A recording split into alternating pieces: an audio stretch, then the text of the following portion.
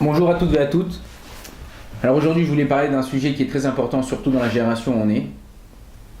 La Gemara dans Masechet Psachim, Daf Kuf Yud Gimel, elle nous dit comme ça, page 113. Elle nous dit comme ça. Il y a trois personnes qu'Akadosh Baruch Hu il aime. Trois personnes qu'Akadosh Baruch Hu il aime. Qui c'est ces trois personnes? On a le riche qui donne son maaser, qui donne de l'argent sans s'en vanter. On a le pauvre qui rend une aveda, qui rend une perte, il trouve de l'argent par terre dans la rue, où il trouve un objet avec lequel il y a un siman, il y a un signe, et il va rendre cet objet à la personne qui l'a perdu. La troisième personne, c'est le célibataire ou la célibataire qui habite seule dans une maison, et que malgré ça, elle ne faute pas.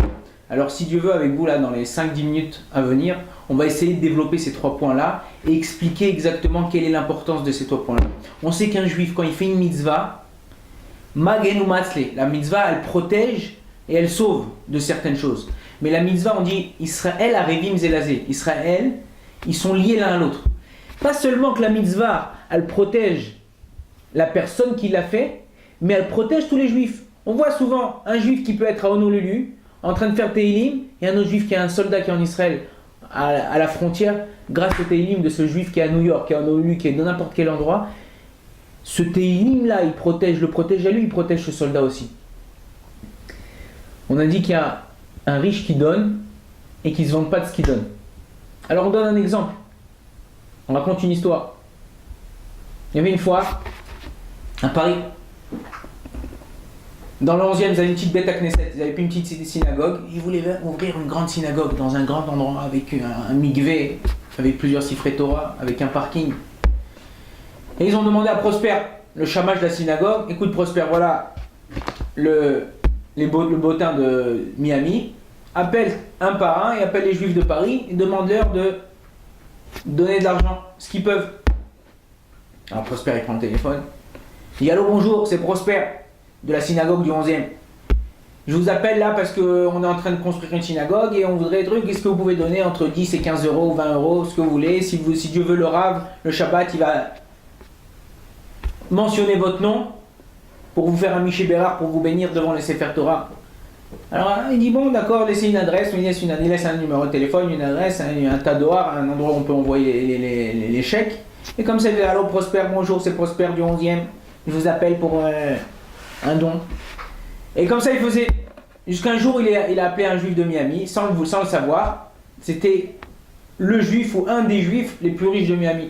Il a dit bonjour, c'est monsieur Prosper du 11e, le chamage de la synagogue de rue Saint-Maur. Et comme ça il peut me parler, il dit oui alors qu'est-ce que vous voulez faire, le riche s'intéresse. Il dit combien il y aura d'étages, et combien de parkings, combien de siffrés Torah il y aura dans votre synagogue, et le mikvé, combien, un mikvé, deux mikvé. Il dit écoutez, si vous voulez donner de l'argent, vous voulez pas donner, voilà l'adresse, faites ce que vous voulez. Moi j'ai pas le temps, je dois appeler encore plein de personnes. Prosper il dit comme ça. Et il raccroche. Le juif il réfléchit, il a dit si c'est frais Torah, un mikvé, un parking avec tant et tant de voitures, donc il faut à peu près, il fait son calcul, il faut à peu près tant et tant de milliers de dollars. Ce riche-là, il ouvre son chéquier, il écrit son chèque et il envoie. Bon, Prosper, comme d'habitude, tous les jours, il arrive à la poste, il reçoit pas mal de petites enveloppes et il les ouvre une par une. Il ouvre une enveloppe, 26 euros pour la construction de la Beth Knesset. Et il voit une liste comme ça, comme la liste de Kippour de tous les gens qui sont morts, Chas Shalom. La liste comme ça. Une bénédiction pour le Refoua, une bénédiction pour le Zibouk, une bénédiction pour ça, une bénédiction pour ça, et comme ça chacun tac tac tac tac tac tac. Mishiberach Avotenu Avraham Yitzhak et Yaakov Yevarech. Ouais, et comme ça il fait. Et comme ça prospère à chaque fois une enveloppe, 12 euros pour la synagogue, 15 euros pour la synagogue, 36 euros pour la synagogue, 52 euros pour la synagogue. Jusqu'à qu'il ouvre le chèque. Après un mois, le chèque est arrivé de ce grand riche là, il voit un chiffre avec plein de zéros, il comprend pas. Prosper, il a jamais vu de chiffre comme ça, il n'arrive même pas à le lire. Il va chez le rabbin de la communauté, Prosper, il dit ah mais regardez, on a reçu un truc là, j'arrive pas à comprendre, c'est quoi? Il regarde le chèque, il voit le chèque, le rabbin il dit oh, moi aussi, j'ai jamais vu de chiffre comme ça, le rabbin, j'ai jamais vu de chiffre comme ça, venez Prosper, on va à la banque. Ils vont à la banque, ils arrivent à la banque, le banquier il regarde le chèque, il regarde le nom du la chèque, propriétaire du chèque, et il dit écoutez, monsieur le rabbin, monsieur Prosper, avec ce chèque-là, vous pouvez commencer dès demain à construire votre synagogue. Et bien, ils ont commencé à construire la synagogue, construire. Au bout de 3 ans, la synagogue, elle était prête. Et ils envoient une lettre à tous les donateurs, tous ceux qui ont participé, pour venir participer à la Hanoukat Bet HaKnesset, pour l'inauguration de la Bet HaKnesset. Ils arrivent, tous les gens de l'inauguration, et qui c'est qui arrive là-bas? Ce juif-là de Miami. Sans se présenter, il arrive, il voit tous les gens comme ça. Et il va pour rentrer dans la synagogue, pour s'asseoir devant, et le prospère lui dit non, monsieur, là c'est les invités d'honneur, vous asseyez-vous au fond. Il dit rien. Il va, il s'assoit au fond. Le maire de Paris, il arrive, il commence à parler. On est heureux d'aujourd'hui d'assister à l'inauguration de cette grande synagogue. Le srout, le mérite de la mairie de Paris qui a donné ce terrain. Chacun il parle de son mérite, chacun il parle de ce qu'il a fait lui. Après vous avez le grand rabbin, il dit oui voilà, on a travaillé dur par notre mérite, par mon mérite, voilà ce qu'on a fait. Prospère, il parle, hein. Chacun il parle et il se vante de ce qu'il a fait. Mais on ne parle pas ni de ce juif là qui a donné la majorité de la somme, ni d'aucune autre personne. Une fois que la cérémonie est terminée, il y avait une grande salle de fête en dessous dans la synagogue et un repas pour les grands donateurs et pour ceux qui ont participé, le maire, pour le ministre, pour le rabbin. Et ce juif-là qui a donné de Miami, il va pour descendre. Il dit ah non monsieur, là c'est pour que ceux qui ont été Torem une grande somme, qui ont donné une grande somme, ou sinon là c'est pas, c'est VIP. Ouais. Donc vous pouvez pas rentrer. Le riche il dit rien, il s'en va, il se lève. Il rentre chez lui à l'hôtel. Il rentre à l'hôtel. Et là, il commence à pleurer. Il dit ah, Kadosh Baruch Hu, malgré que j'ai fait tout ça, j'ai donné tout ça, mais ça, je l'ai fait pour toi. Je l'ai fait pour toi, les Shem Shamaim. J'ai fait parce que toi, tu m'as ordonné de faire, de donner, sans me vanter, sans m'ordonner. Et là, au même moment, s'il y avait un soldat qui aurait dû mourir, Chas Shalom, s'il y avait une femme qui aurait dû perdre son bébé, par le mérite de ce riche-là, qui a donné et qui s'est tué, qui n'a pas parlé, qui n'a pas rien demandé en échange de sa mitzvah, de ce qu'il a fait, parce qu'il a fait pour l'amour d'Akadosh Baruch Hu, alors là, dans le même moment, il y a des gens qui sont sauvés par son mérite à lui. Ça, c'est une des personnes qu'Akadosh Baruch Hu il aime.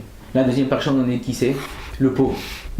Le pauvre, il y a David, il habite au Katamonim, pas Katamon, Katamon c'est un quartier riche.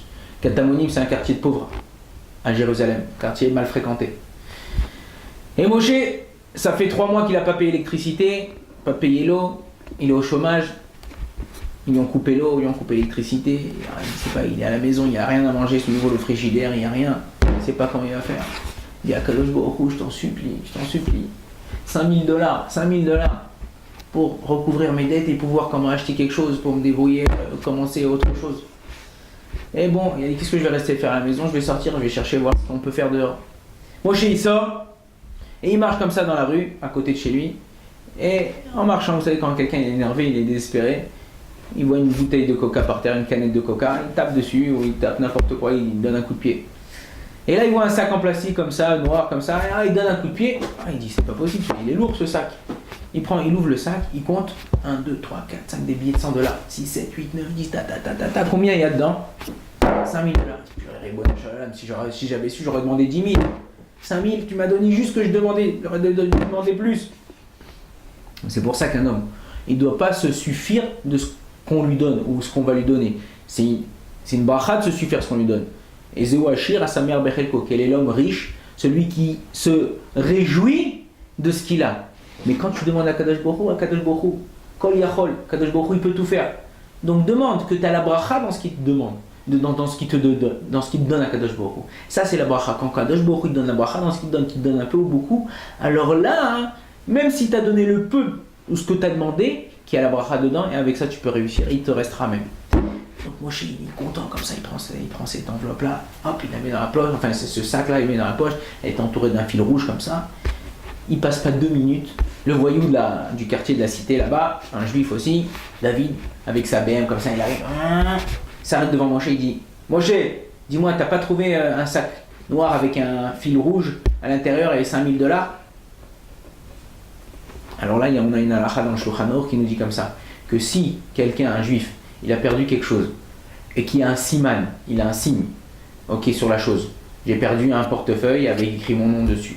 J'ai perdu de l'argent entouré avec quelque chose spécial, un fil rouge dans une boîte noire, et je connais la somme exacte.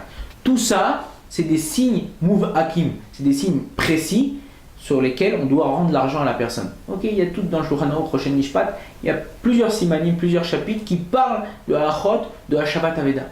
Et là, Moshe réfléchit, purée, j'ai besoin de cet argent, qu'est-ce que je fais? Je le rends pas. Et Moshe, c'est un tzaddik. Moshe, il sort l'enveloppe, il sort le sac. Il lui dit, David, c'est ça que tu cherches? David, il sort de la voiture, il lui met une claque. Il prend l'argent, il remonte dans la voiture et Moshe commence à pleurer. Kadosh Baruch Hu, j'ai fait une mitzvah. Kadosh Baruch Hu, c'est... Il dit comme ça, j'avais besoin et j'ai accompli ta volonté. C'était pour toi que je l'ai fait. Ce que tu nous ordonnes dans ta Torah, de rendre l'argent qui est perdu ou rendre quelque chose qui est perdu lequel il y a un truc, je l'ai fait pour toi. Au même moment, s'il y avait quelqu'un qui était en danger dans l'âme Israël par le srout de Moshe, petit Moshe, petit pauvre, petit gentil, ouais, par son mérite à lui, quelqu'un a été sauvé de l'autre côté du monde, quelqu'un a été sauvé en Israël, quelqu'un a été sauvé dans un autre endroit. Pourquoi? Parce qu'il a fait la volonté d'Akadosh Baruch Hu. La même chose pour une jeune fille ou un jeune homme. On habite tout seul dans Paris, on habite tout seul en Israël. On peut faire des bêtises le soir, on peut sortir, on peut emmener des jeunes filles, des jeunes garçons à la maison. On peut faire des bêtises. Mais quoi? Même si on en a envie, même si on veut, on rentre à la maison, on est tout seul. On dit, quand c'est que je vais me marier, jusqu'à quand je vais être célibataire, jusqu'à quand je vais trouver mon zivou, jusqu'à quand je vais trouver. Au même moment, Kadosh Baruch Hu dit, regarde, il s'est retenu, il a fait ça pour moi. Au même moment, pas seulement que lui il est protégé, mais un autre juif qui est en danger, il est protégé par ce mérite de ce célibataire. Et pas seulement ça, vous savez, dans la Torah, ça marche pas comme chez les goïms. Par exemple, je suis dans la rue à Paris et je vois une vieille mémé au distributeur automatique de billets. Ok, elle met sa carte bleue, elle met ça pour sortir d'espèces. Elle sort d'espèces, je vois qu'elle sort une liasse de billets. Je passe derrière elle, je la regarde. J'ai envie de la prendre, mais je ne les prends pas. Et elle s'en va, la mémé. Je vais au commissariat. Bonjour monsieur le policier, bonjour monsieur le commissaire.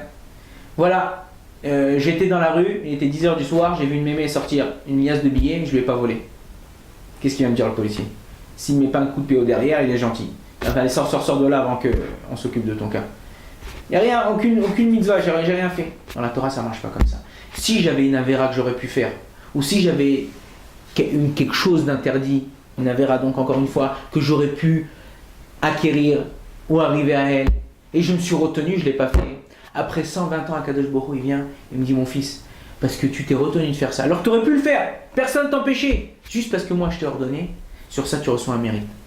Ça, c'est le but d'un juif. Un juif, il doit savoir ce qu'Akadosh Baruch Hu il attend de lui. Un juif, il doit savoir quelle est la Gdusha qui nous emmène qui nous emmène à se rapprocher d'Akadosh Baruch Hu. Pourquoi quand un juif il a des problèmes, il va voir le médecin, il va voir plusieurs choses, ça ne marche pas, chez qui il va chez les tzadikim, il va chez Baba Saleh, il va chez Rabbi Lubavitch, il va chez tous les grands tzadikim. Et quand on va chez eux, on leur demande une bracha, quand ils sont en vise à faire tzadik bracha ou sur leur tombe, et ça marche. Pourquoi? Comment ça se fait? Parce que Aser etzoncha kirtzono, kedesha aser etzono kirtzoncha. Quand tu fais la volonté d'Akadosh Baruch Hu comme ta volonté, alors Akadosh Baruch Hu, quand tu lui demandes quelque chose, il va faire ta volonté comme si c'était la sienne. Baba Saleh, toute sa vie, il a fait la volonté d'Akadosh Baruch Hu. Chaque fois, chaque mitzvah, chaque chose pour Akadosh Baruch Hu. Donc nous, quand on vient lui demander une bracha, il dit Akadosh Baruch Hu, moi je t'ai rien demandé pour moi, mais je te demande pour lui de faire quelque chose. Alors Akadosh Baruch Hu, il écoute, il dit oui, je suis obligé de t'écouter, toi tu m'as fait. Lui il m'a pas écouté, donc je suis pas obligé même quand il me prie de lui demander. Mais toi tu m'as écouté, donc pour toi, par ton mérite à toi, je suis obligé d'écouter. Et donc c'est pour ça qu'à lui je vais lui donner. Comme ça pour tous les tzadikim. Donc Kalva Chomer a plus forte raison, nous, si on fait la volonté d'Akadosh Baruch Hu, et qu'on va lui demander quelque chose, notre zivouk, la parnassa, la bracha, quelque chose, Akadosh Baruch Hu il va nous aider, il va nous donner. Qu'Akadosh Baruch Hu nous aide à respecter ses lois, sa pureté, sa gdusha, et que Bezrat Hashem, on s'approche avec tout ce qui se passe aujourd'hui en Israël et dans le monde, la venue du Mashiach. Amen ve Amen. Séance 2, deuxième shiur.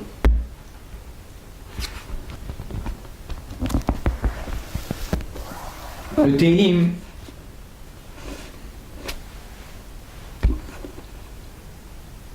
bonjour à toutes et à toutes. Aujourd'hui, nous allons parler d'un sujet qui est la tsniout, et spécialement chez la femme. La tsniout, ça ne veut pas dire un habit long, ça ne veut pas dire recouvert jusqu'au bout. Ça ne veut pas dire qu'il souille roche. Qu'est-ce que c'est la tsniout? C'est quoi la tsniout? La tsniout, ça peut être même chez un homme. La tsniout, c'est la façon de parler, la façon de se comporter. Ok? De ne pas être arrogant. Une femme, elle peut être avec habillée une jupe longue, mais serrée. C'est pas de sanoua. Elle peut être avec habillée avec un pull ou un t-shirt long jusqu'à là, tout serré, où on voit les formes. C'est pas de sanoua. Qu'est-ce que la tsniout? Qu'est-ce qu'Akadosh Baruch Hu il attend de nous? Il n'attend pas qu'on soit des sacs de patates. Ok, on s'habille fichala, comme on dit en anglais, ouais, mais il attend de nous d'être des princes, d'être des rois, des fils de rois. Regardez, la reine d'Angleterre, si on la connaissait pas, on ne savait pas qui c'était, on n'avait jamais vu sa photo. On vous montre une photo de la reine d'Angleterre.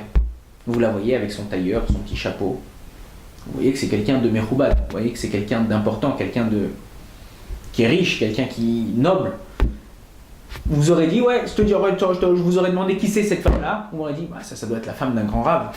Comment elle est habillée, recouverte jusqu'à là. Et pourtant, non, c'est la reine d'Angleterre. Mais c'est une reine.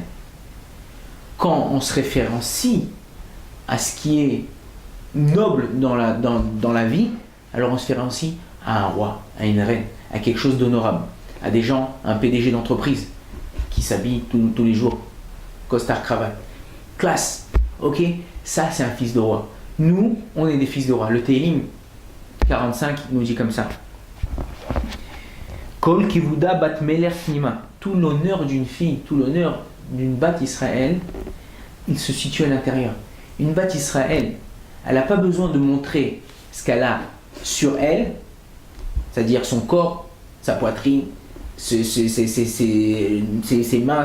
Elle n'a pas besoin de montrer son corps pour pouvoir se mettre en valeur. Quelqu'un qui est riche, quelqu'un qui est noble, rien que par son allure, sa façon de s'habiller, son approche, on voit que c'est quelqu'un de bien. On voit que c'est quelqu'un. Toute la grandeur d'une personne, c'est à l'intérieur. C'est midot. Comment la personne elle se comporte. Et qu'est-ce qu'il nous dit le Télim? Il continue. Il dit Mishbetzot Zahav Levusha. Son habit, c'est un habit d'or. C'est un habit recouvert d'or. C'est un habit de noblesse. Et c'est ça, même un garçon, on peut aller jeans déchirés, t-shirt ouvert, chaîne en or qui brille. Ouais, on peut aller comme ça. Ça, c'est ok, tu veux te promener dans la rue, tu es en vacances, tu vas aller à la plage, fais ton kiff. Mais le but d'un juif, c'est quoi? Le but d'un juif, c'est de montrer qu'il appartient à quelqu'un, qu'il appartient à une noblesse, qu'il appartient à Ben Torah. C'est un fils de la Torah, c'est un fils d'Akadosh Baruch. Souvent, je dis aux jeunes filles, le kavod que vous avez par vous-même, envers vous-même, c'est le kavod que les gens ils vous donnent. Si vous vous dédaignez à vous-même, qu'est-ce que je vaux moi de toute manière, je suis comme tout le monde, j'aime bien. Alors les gens ils vont vous considérer comme tout le monde. Tu seras comme tout le monde, tu seras comme toutes les filles avec qui on sort et avec qui on s'amuse. Mais si tu te considères comme une fille qui est mechoubedet, une fille qui a de la classe, alors les gens qui sont autour de toi, ils auront de la classe. Souvent je dis aux jeunes filles, il faut savoir ce que vous êtes. Est-ce que vous êtes un diamant ou vous êtes une pomme de terre? Je vais m'expliquer. Qu'est-ce qu'un diamant? Qu'est-ce qu'une pomme de terre? Un diamant, c'est une pierre précieuse qui vaut très cher. Et où on la trouve cette pierre précieuse, on la met cette pierre précieuse dans une boîte, on la met dans un coffre-fort, on la ferme dans une pièce, on ferme la maison. Qui sait qui a la clé du coffre-fort? Qui sait qui a la clé de cette maison? Juste le balabay, juste le propriétaire de ce diamant. Lui, il voit, il regarde sa valeur, il le sort de temps en temps. C'est lui, ça appartient à une personne. Ça vaut cher, on le garde. Il est gardé, il est regardé et gardé. Tandis qu'une pomme de terre, je vais au marché. Ouais, hop, il y a un sac de pommes de terre. Je regarde, non, celle-là elle est grosse, non, celle-là elle est molle, non, celle-là elle est petite, non, celle-là comme ça. Et bon, chacun il a mis ses mains sur chaque pomme de terre jusqu'à qu'il a choisi celle qu'il voulait. Une bat Israël, c'est un diamant. Une bat Israël, c'est pas une pomme de terre. Une bat Israël, pas celui qui veut, il choisit comme il veut. On n'est pas au marché là, on n'est pas au chouk. Là, ici, on est en bat Israël. Une bat Israël, c'est un diamant. Que son propriétaire, que son mari, il a le droit de mettre les yeux sur elle. Que son mari, il a le droit de mettre la main sur elle. Que son mari, il a le droit de lui parler. On n'est pas, même si on est aujourd'hui en 2014, et bon, ça va, on sort, on rigole entre nous, on n'est pas, c'est un kiff. Ok? Mais il y a un kavod à avoir. Il y a un respect personnel à avoir. Et si la bat Israël elle a ce respect personnel, alors elle accomplit la fin du pasouk. Et pas seulement qu'elle accomplit la fin du pasouk, mishbeot zahav levusha, des ornements d'or est fait de son habit. Si vous reprenez les premières lettres de cette phrase-là, Mishbetzot, Zahav, Levusha, c'est même, Zaïn et la même. C'est quoi? C'est Mazal. Une batte Israël qui veut son Mazal. Il y a des filles qui viennent me voir, ah, on n'a pas de Mazal, ça fait 2 ans, 10 ans, 5 ans qu'on attend, ça marche pas, ça n'arrive pas, à chaque fois il y a un problème. Mais est-ce que tu te respectes à toi-même? Est-ce que tu fais attention à ton kavod personnel? Une fille, une batte Israël qui fait attention à son kavod personnel, qui fait attention de la façon dont elle se comporte, comment elle s'habille, de l'allure qu'elle a, du respect qu'elle émane d'elle vis-à-vis des gens, et les gens qui émanent vis-à-vis d'elle, comment ils la respectent, ça amène son mazal. Mais une fille, une batte Israël qui est Zola, qui se laisse aller, Chas Shalom. Alors les gens, ils vont laisser à Kadosh Baruch Hu, je ne peux pas donner un mazal, qui c'est que je vais lui donner à cette fille comme mazal? Donc c'est ça, la base. La base, c'est la Gdusha. La base, c'est la Gdusha, c'est la Tzniout. Quelqu'un, une batte Israël, qui a une Tzniout, et un Ben Israël aussi, une façon de parler, une façon de se comporter. Comporte-toi à chaque fois, je dis au Bachorim. Même si tu fais un shidour, même si tu rencontres une fille, même si tu sors avec une fille juive, une batte Israël, considère comme si c'était ta sœur. Est-ce que tu accepterais qu'un autre garçon il se comporte comme ça avec ta sœur? Est-ce que tu accepterais qu'un autre garçon il parle comme ça avec ta sœur? Est-ce que tu accepterais qu'un autre garçon il couche avec ta sœur? Tu n'accepterais pas. Alors toi aussi, comporte-toi avec elle comme ça. Et si un garçon il se comporte avec elle comme ça, Kadosh Baruch Hu peut lui donner qu'une bonne femme. Une femme qui lui correspond. Une femme qui va aller dans ses midotes à lui, dans ses traits de caractère. Et la même chose pour une fille. Alors Bezrat Hashem, toute la Géoula, toute la délivrance qui nous attend, c'est par le srout de la Gdusha. Et pas seulement le srout de la Gdusha, on dit de la même façon qu'on a été libéré d'Égypte, par des Nashim Tzadkaniot, par des femmes tzadikot, par des femmes justes, on sera libéré de la dernière exil, du dernier exil, on se situe maintenant par des jeunes filles, des femmes qui seront justes et qui se comporteront bien et qui respecteront leurs maris et leurs enfants. Baruch l'olam, amen, amen.